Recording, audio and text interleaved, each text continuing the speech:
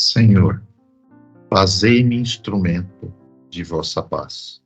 Onde houver ódio, que eu leve o amor. Onde houver ofensa, que eu leve o perdão. Onde houver discórdia, que eu leve a união. Onde houver dúvida, que eu leve a fé. Onde houver erro, que eu leve a verdade. Onde houver desespero, que eu leve a esperança. Onde houver tristeza, que eu leve a alegria. E onde houver trevas, que eu leve a luz. Ó Mestre, fazei que eu procure mais consolar e ser consolado, compreender e ser compreendido, amar e ser amado. Pois é dando que se recebe, é perdoando que se é perdoado, e é desencarnando que se nasce para a vida eterna. Boa noite a todos. Aqui estou eu em mais uma conversa com vocês, minhas irmãs e meus irmãos. Desta vez sobre um tema que sempre anda muito ligado ao Espiritismo, a mediunidade. Allan Kardec, o codificador do Espiritismo, publicou, no intervalo de 11 anos, os 5 livros que resumem a doutrina. O Livro dos Espíritos, em 1857. Em segundo lugar, o Livro dos Médiuns, em 1861. O Evangelho segundo o Espiritismo, em 1864. O Céu e o Inferno, em 1865. E, finalmente, a Gênese, em 1868. O segundo livro, o Livro dos Médiuns, publicado faz 162 anos, é o mais seguro guia sobre a mediunidade, sobre aqueles que fazem uso dela, os médiuns. É no item 159 do Livro dos Médiuns que se lê, abre aspas, todo aquele que sente, num grau qualquer, a influência dos espíritos, é, por esse fato, médium. Essa faculdade é inerente ao homem.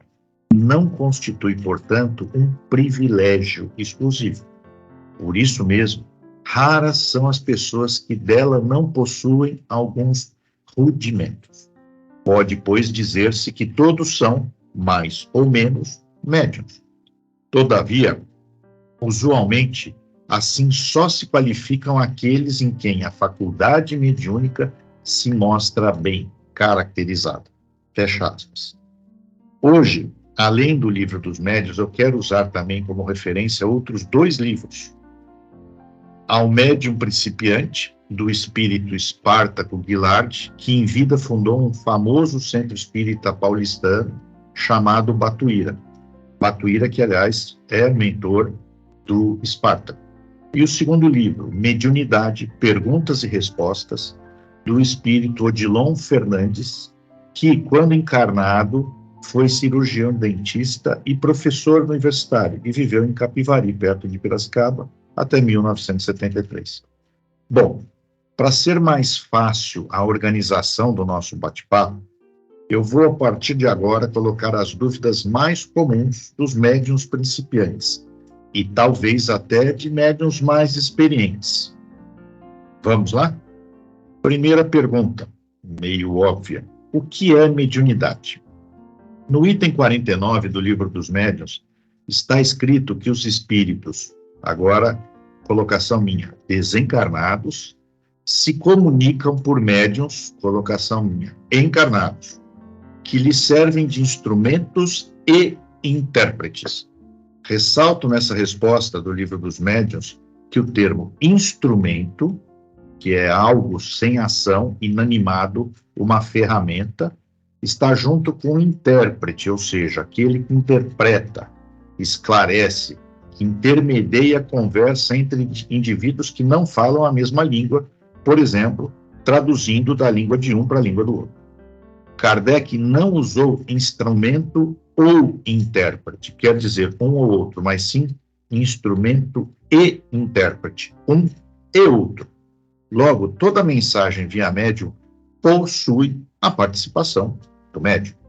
Odilon Fernandes complementa dizendo que a mediunidade é o 6º sentido humano, depois de olfato, paladar, visão, audição e tato. Segunda pergunta comum. Como saber se o que eu recebi não é da minha cabeça, fruto da minha imaginação? Espartaco responde que nunca saberemos ao certo, mas pede para fazermos um teste simples. O que é ruim é nosso, do médium. O que é bom é dos espíritos. Simples, né? Terceira pergunta. Há quem questione, queira saber se a pessoa possui uma mediunidade ou se está sofrendo, em determinado momento da vida, um processo obsessivo. Quando? Quando ela fica ansiosa, com palpitações, mãos geladas depois quentes, quando ela sente que sai do corpo, que é perseguida. E aí? Isso é mediunidade ou isso é sinal de obsessão? Nesses casos, a primeira recomendação que se faz é sempre verificar esse quadro sintomatológico com o médico. Caso o médico não identifique nada, a resposta da dúvida estará em saber no que a pessoa se sente impelida, empurrada a fazer quando vivencia esses sintomas. Segundo Batuíra, em médiuns principiantes, a linha demarcatória entre mediunidade e obsessão é muito tênue, é muito fina. O que diferencia um estado do outro é o desejo de servir, de ajudar. Quando é obsessão, a pessoa não tem a menor vontade de trabalhar e ser útil a alguém. Mais uma pergunta, quarta. Como fazer para dar passagem para espíritos protetores, ao invés de espíritos obsessores? Espartaco dizia que, quando encarnado, a alegria que ele sentia quando recebia uma mensagem do mentor dele, do Batuíra ou do Bezerra de Menezes, era idêntica à que ele sentia quando um espírito sofredor se valia da mediunidade dele. Aliás, frisava ele, a facilidade de sintonia e identificação que ele sentia com os espíritos sofredores era muito maior. Espartaco alerta que essa tendência do médium de querer dar passagem somente para espíritos mais evoluídos, além de revelar traços de vaidade, um perigo para qualquer médium, acaba por afastá-lo do convívio com os sofredores encarnados, como os mais pobres, os simples e os humildes. Como semelhante atrai semelhante, seja como os bons espíritos, e aí você terá a companhia deles. Quinta pergunta. É verdade que no início a mediunidade é mais ostensiva e depois a mãe arrefece, ou seja, diminui de intensidade? Espartaco divide essa resposta em duas partes e diz que isso é natural, não significando que o médium tornou-se menos médium. A primeira parte da resposta é que no começo os espíritos amigos buscam encaminhar o médium para o trabalho. Atingido o objetivo, eles deixam o médium mais em paz. Não é que eles se afastam, mas deixam ao médium parte da iniciativa que antes era só deles. Bom, a segunda parte da resposta é que quando o médium está mais treinado, aprimorado e adestrado, o transe passa a acontecer mais naturalmente, sem muita agitação, muito estresse. Sexta pergunta. Ricardo, o que eu faço quando a minha mediunidade surge em qualquer lugar, descontroladamente? Espartaco recomenda que o médium aprenda rapidamente a se controlar. Ele deve impor a sua vontade à vontade do espírito que se aproxima dele para induzi-lo ao transe. Mediunidade não é obsessão. O desencarnado não tem o direito de constranger o médium, onde quer que ele esteja. Quem se mediuniza na rua, no trabalho, no volante de um carro, ou mesmo em casa, fora do centro espírita, está com sua mediunidade doente. E, médium doente que não admite que esteja doente, aceitando o tratamento, não se cura. Ponto 7. Então não posso exercer minha mediunidade em casa? Resposta: de jeito nenhum. Em casa se deve fazer o culto do Evangelho no lar e também se pode dar passes em doentes com a oração pela água fluidificada. Mas realizar sessões mediúnicas poderá atrair espíritos menos evoluídos, que poderão fazer do seu lar a residência deles. Olha o perigo. Item 8. Posso querer saber o nome do espírito que se comunica através de mim? É comum que os médiuns principiantes queiram identificar o espírito que se comunica através dele, ou deles. Mas o Livro dos Espíritos já ressalta que o mais importante é o conteúdo da mensagem, e não o autor dela. E vale novamente aquela pergunta íntima.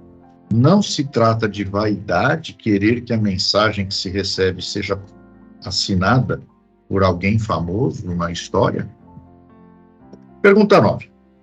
A mediunidade deve ser a prioridade número 1 de um centro espírita? Segundo Odilon Fernandes, a ordem de prioridades de um centro espírita deve ser, vamos lá, em primeiro lugar, evangelização das crianças. Estamos falando de estudo. Segundo lugar, mocidade espírita. Também estamos falando de estudo. Terceiro lugar, estudo sistematizado da doutrina espírita. Estamos falando de estudo. Quarto lugar, assistência fraterna. Agora estamos falando de caridade. E em quinto lugar, mediunidade. Ele diz, Odilon Fernandes, que no campo espírita, a prática mediúnica deve representar a colheita e não o plantio. Se o grupo não estiver bem alicerçado, qualquer atividade mediúnica dificilmente terá o êxito que se espera. Fecha aspas. Esse é um bom aviso para os médiuns que não querem compromisso com as outras atividades do seu centro espírita, só aparecendo no dia do trabalho mediúnico. Olha lá. 10ª pergunta. O que significa desenvolver a mediunidade? Coisa que a gente escuta bastante aí no meio espírita.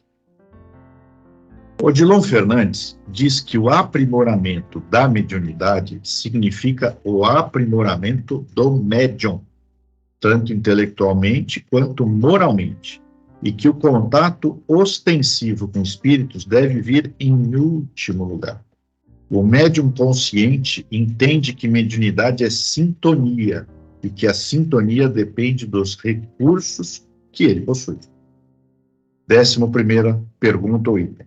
Quais os conselhos, então, para se dar para um médium? Espartaco buscou a resposta numa entrevista que ele fez do tipo jogo rápido ou bate-bola, com a médium Ivone do Amaral Pereira, desencarnada em 1984. Vamos a ela? Então, Espartaco começa perguntando: Ivone, o que é mais importante para o médium? Disciplina. Qual a principal virtude? Humildade. Fator de vitória? Perseverança. O que não dá para ficar sem? Autocrítica. A maior necessidade? Estudar Kardec. Motivação? Servir. Combater sempre o interesse pessoal. Atitude de toda hora? Vigilância. Perante as críticas? Silêncio. Uma meta? Renovação íntima. Um hábito? Oração. Perigo de obsessão?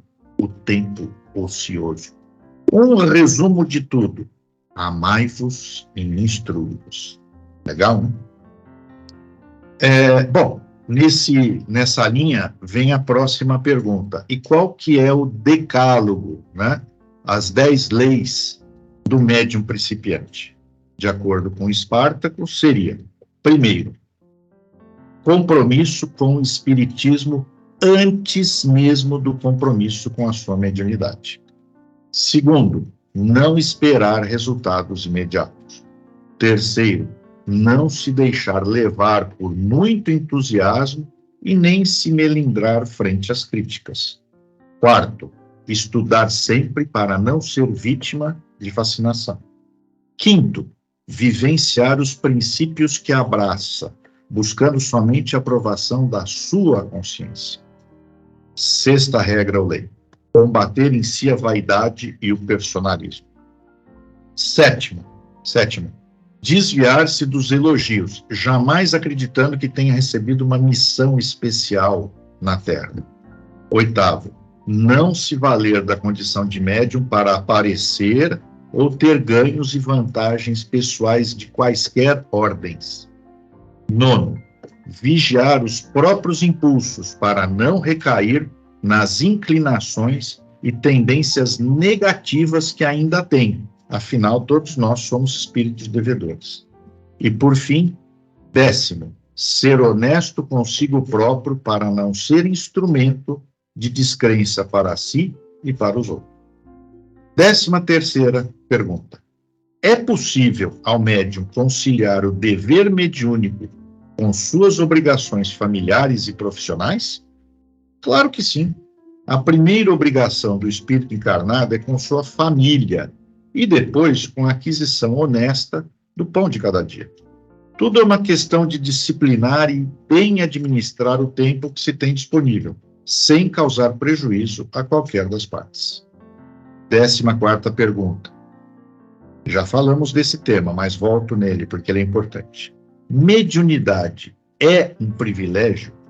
Não, mediunidade não é um privilégio, mas sim uma oportunidade de trabalho. O médium não pode se achar, como se fala por aí, só porque ele é médium. Segundo Espartaco, quase sempre os médiuns falharam em suas atribuições religiosas nas encarnações passadas e ajudaram para que o materialismo se propagasse, abusando da boa-fé das pessoas. Rarissimamente há médiuns missionários, como o caso do nosso Chico Xavier. Na enorme maioria dos casos, os médiuns são espíritos comprometidos com a lei de causa e efeito. 15ª pergunta. Qual é a melhor técnica de concentração que facilite a sintonia com os espíritos no transe mediúnico, Ricardo? Nenhuma. A melhor forma do médium buscar sintonia com os bons espíritos é elevar o seu padrão vibratório, orando com convicção, cultivando pensamentos nobres e aprimorando os seus sentimentos. 16ª pergunta. O que fazer com os médiuns que não gostam de estudar? Tem bastante, hein? Conscientizá-los de que continuarão na ignorância que escraviza, ao invés de terem acesso à verdade libertadora. Os médiuns que não gostam de estudar precisam saber que marcarão passo na mediunidade, convivendo psiquicamente com espíritos que quase nada lhes podem acrescentar. Ou seja, o comodismo dos médiuns atrai o comodismo dos espíritos que não se interessam pela sua própria evolução espiritual. E, por fim, a última pergunta do nosso bate-papo de hoje. Os animais possuem mediunidade? O espírito Erasto, no livro dos médiuns, no item 236, é bem claro em dizer que os fatos mediúnicos só podem ocorrer entre espíritos desencarnados e espíritos similares, coloco entre parênteses, humanos encarnados. Bom, termino mais essa minha participação aqui, lembrando de nossa missão como bons cristãos que somos: fazer o bem sem ver a quem e amar sem nada em troca esperar. Um bom final de semana para todos. Um grande abraço. Agradecemos a todos que participaram desse evangelho, encarnados e desencarnados, aos nossos benfeitores espirituais que nos assistiram e nos guiaram para um bom entendimento.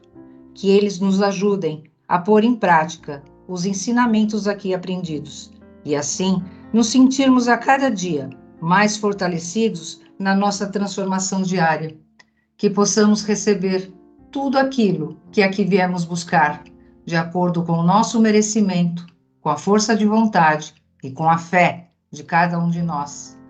Elevemos os nossos pensamentos a Deus, a Jesus e a toda espiritualidade, e com muita paz vamos iniciar o momento do passe.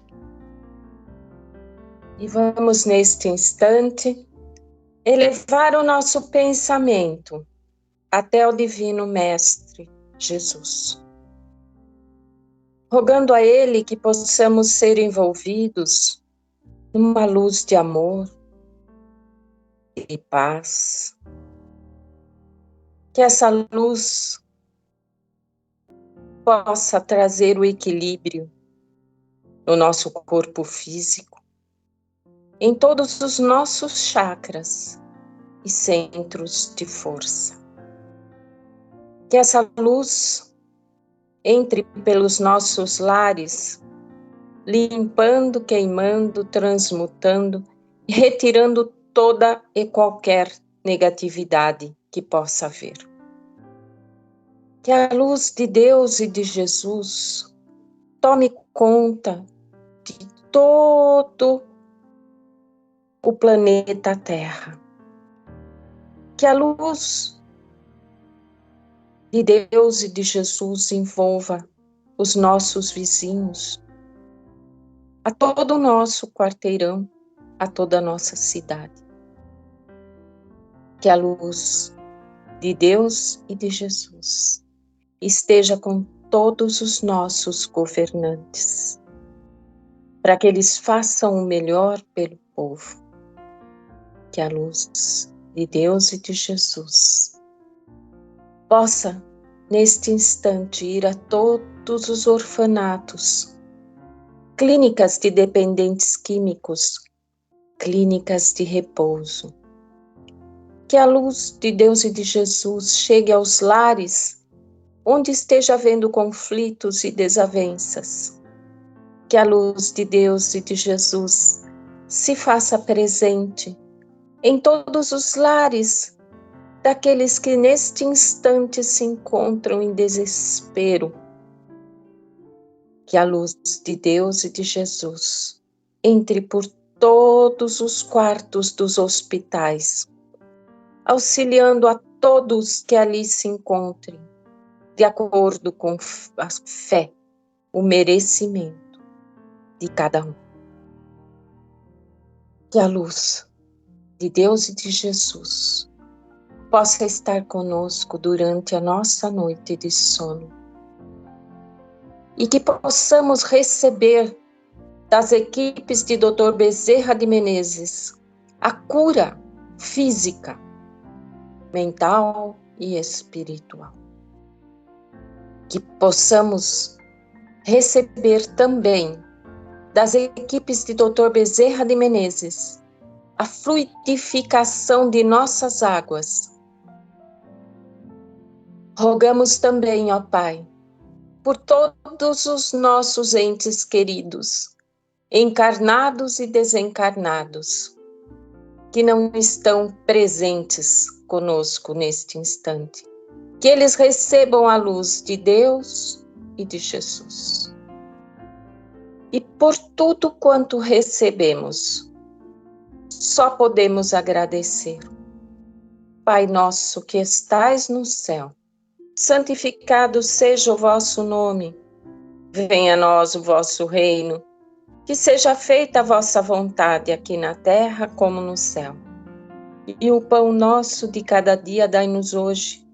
Perdoa as nossas dívidas, como perdoamos nossos devedores.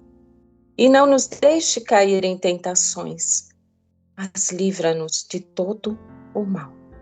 Ave Maria, cheia de graça, o Senhor é convosco. Bendita sois vós entre as mulheres. Bendito é o fruto do vosso ventre, Jesus. Santa Maria, Mãe, roga por nós hoje, amanhã e sempre. Que assim seja. Graças a Deus. Prece a Bezerra de Menezes. Nós te rogamos, Pai de infinita bondade e justiça, as bênçãos de Jesus Cristo, através do Espírito, Bezerra de Menezes e sua legião de companheiros. Que eles nos assistam, Senhor, consolando os aflitos, curando os que se tornem merecedores, confortando aqueles que têm provas e expiações por passar, esclarecendo aos que desejam obter conhecimento espiritual e assistindo a todos os que apelem para o teu infinito amor. Jesus, divino portador da graça e da verdade, estende tuas mãos dadivosas em socorro daqueles que te reconhecem como dispenseiro fiel e prudente. Seja o nosso divino modelo, através de tuas legiões consoladoras, de teus santos espíritos, a fim de que a fé se eleve, a esperança aumente, a bondade se expanda e o amor triunfe sobre todas as coisas. Bezerra de Menezes, apóstolo do bem e da paz, amigo dos humildes e dos enfermos, movimenta as tuas falanges amigas em benefício daqueles que sofrem males físicos ou espirituais. Bons espíritos, dignos obreiros do Senhor, derramai as virtudes e as curas sobre a humanidade sofredora, a fim de que as criaturas se tornem amigas da paz e do discernimento, da harmonia e do perdão, semeando pelo mundo os divinos exemplos de Jesus Cristo. Que assim seja. Deus, nosso Pai, que tendes todo o poder e bondade, dai forças àquele que passa pela provação, luz àquele que procura a verdade, pondo no coração do homem a compaixão e a caridade. Deus, dai ao viajor a estrela guia, ao aflito a consolação, ao doente o repouso. Pai, dai ao culpado o arrependimento, ao espírito a verdade, à criança o guia, ao órfão um pai. Que a vossa bondade se estenda sobre tudo que criastes. Piedade, Senhor, para aqueles que não vos conhecem. Esperança para aqueles que sofrem. Permita aos espíritos consoladores derramarem por toda parte a paz, a esperança e a fé. Um raio, uma centelha do vosso amor pode abrasar a terra. Deixai-nos beber na fonte desta bondade fecunda e infinita, e todas as lágrimas secarão, todas as dores se acalmarão, e um só coração, um só pensamento subirá até vós, como um grito de reconhecimento e de amor. Como Moisés sobre a montanha, nós vos esperamos com os braços abertos. Ó poder, ó bondade, ó beleza, ó perfeição. E queremos de alguma sorte alcançar a vossa misericórdia. Deus, dai-nos força para ajudar o progresso, a fim de subirmos até vós. Dai-nos a caridade pura, dai-nos a fé e a razão, dai-nos a simplicidade, que fará de nossas almas o espelho onde se deve refletir a vossa doce e sublime imagem. Que assim seja.